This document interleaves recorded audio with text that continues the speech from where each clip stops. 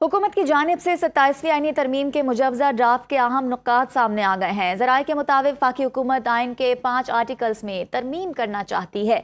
मुजवजा तरमीम में आइनी अदालत के क़याम, एग्जीक्यूटिव मैजिस्ट्रेट्स की बहाली, जजों के तबादलों के इख्तियार, NFC में सूबाई हिस्से के तहफ़्फ़ुज़ के खात्मे और आर्टिकल 243 में तरमीम की तजावीज़ शामिल हैं। इसी हवाले से मज़ीद डिटेल्स जान लेते हैं ब्यूरो चीफ इस्लामाबाद कामरान खान से। जी कामरान, बताइए।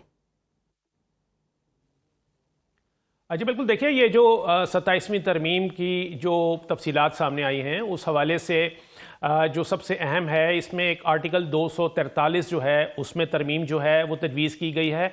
उसके मुताबिक ये होगा, आर्टिकल 243 जो है ये अफवाज पाकिस्तान के जो सरबराहान हैं उनके तकर्रुर से मुताल्लिक, उनके तकर्रुर का तरीक़ाकार जो है ये इसमें दिया गया है कि वज़ीर-ए-आज़म की सिफारिश पर सदर ममलिकत जो है ये तकर्रुर करते हैं। अब इसमें तरमीम सजेस्ट की गई है और हमारे जो ज़राए हैं उनका ये कहना है कि इसमें जो इदारा जाती यानी इंस्टीट्यूशनल रोल है उसको बढ़ाया जाएगा और इसमें वज़ीर-ए-आज़म के जो इख्तियारात हैं उसको थोड़ा कम किया जाएगा।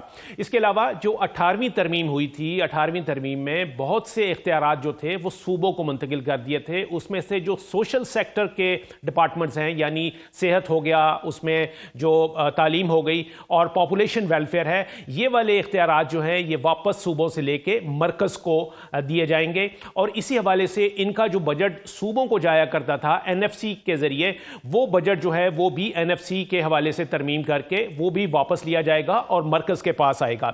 इसके अलावा जो अदालती इस्लाहात हैं उसमें बहुत सारी तरमीम जो हैं वो इस पैकेज का हिस्सा होंगी। उसमें सबसे अहम तरमीम ये होगी कि मुल्क में कॉन्स्टिट्यूशनल कोर्ट यानी आइनी अदालत का क़याम जो है वो आएगा और वो आइनी अदालत जो है यानी उसका एक अलहदा चीफ जस्टिस होगा। इससे पहले हमने देखा कि 26वीं तरमीम में आइनी बेंचेस बने थे, आइनी अदालत नहीं बनी थी, लेकिन ये 27वीं तरमीम जो है ये आइनी अदालत के क़याम को तजवीज़ कर रही है। इसके अलावा जो जजेस का ट्रांसफ़र्स और उनकी जो प्रमोशन है उसके ऊपर जो है वो आइन में तब्दीली की जाएगी, क्योंकि अभी हमने देखा कि कुछ हाई कोर्ट से जो जज इस्लामाबाद हाई कोर्ट आए उन्हीं में उनकी सीनियरिटी का मामला जो था ये फिर चैलेंज हुआ था और अभी एक अदालती फैसले के सहारे जो है ये मामला चल रहा है।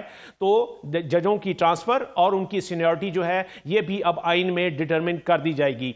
इसके अलावा जो सबसे अहम मामला है वो ये है कि अदलिया और इंतज़ामिया को फिर एक हद तक मखलूत किया जा रहा है। जो इख्तियारात पहले अदलिया और इंतज़ामिया जो हैं वो अलहदा हुआ करते थे, अब ये इंतज़ामिया को यानी जो इंतज़ामी अफसरान होंगे, डिप्टी कमिश्नर और असिस्टेंट कमिश्नर, उनको मजिस्ट्रेट के इख्तियारात जो हैं वो भी दे दिए जाएंगे। ये इससे पहले यही होता था कि जो इंतज़ामी अफसर है वो अदालती इख्तियारात जो है मजिस्ट्रेरियल पावर्स वो इस्तेमाल किया करता था, लेकिन फिर अदलिया को जब इंतज़ामिया से अलहदा किया गया एक आइनी तरमीम के ज़रिए तो ये ओहदे अलहदा हो गए थे। लेकिन अब दोबारा जो है ये मजिस्ट्रेरियल निज़ाम जो है इसको दोबारा लाने की तजवीज़ जो है ये 27वीं उसमें शामिल है। फिर चीफ इलेक्शन कमिश्नर और इलेक्शन कमीशन के मेंबरान का जो तरीकाकार है तकर्रुर का, उसके हवाले से भी तरमीम जो है वो इसमें लाई जाएगी, क्योंकि अभी हमने देखा कि एक तातुल आया हुआ है। चीफ इलेक्शन कमिश्नर और तमाम मेंबरान जो हैं वो अपनी मुद्दत पूरी कर चुके हैं, लेकिन इसके बावजूद वो अपना जो है वो चूंकि नए चीफ इलेक्शन कमिश्नर का तकर्रुर नहीं हो सका तो इस वजह से वो अभी अपना काम जारी रखे हुए हैं। तो और उसकी वजह यह है कि मौजूदा जो सिस्टम है उसके तहत आइनी तकाजा यह है कि वज़ीर-ए-आज़म और अपोजिशन लीडर जो हैं वो जो रिकमेंड करेंगे उसके बाद फिर चीफ इलेक्शन कमिश्नर का तकर्रुर होगा। लेकिन चूंकि अभी अपोजिशन लीडर ही नहीं है असेंबली में तो इस वजह से ये वाला मामला जो है रुका हुआ है। तो इस हवाले से एक नया तरीकाकार जो है चीफ इलेक्शन कमिश्नर और इलेक्शन कमीशन के दीगर मेंबरान के तकर्रुर का वो 27वीं आनी तरमीम में सजेस्ट किया गया है।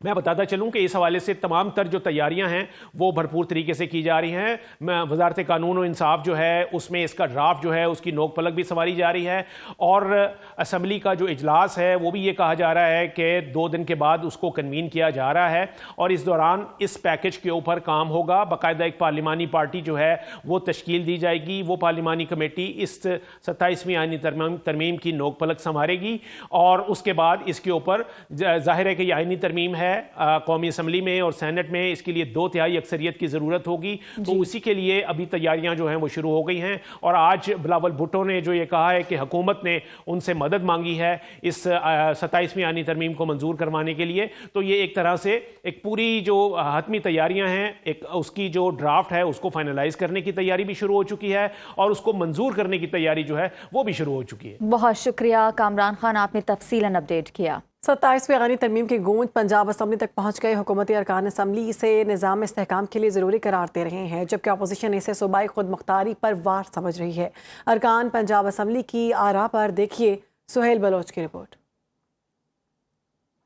27ویں آئینی ترمیم سے کیا صوبوں کے اختیارات محدود ہو جائیں گے یا نہیں، اس پر اراکین اسمبلی کیا رائے رکھتے ہیں، آئیے انہی سے جانتے ہیں۔ 27th امینڈمنٹ میں صوبوں کے اختیارات محدود ہو رہے ہیں، یہ سینہ گزٹ ہے۔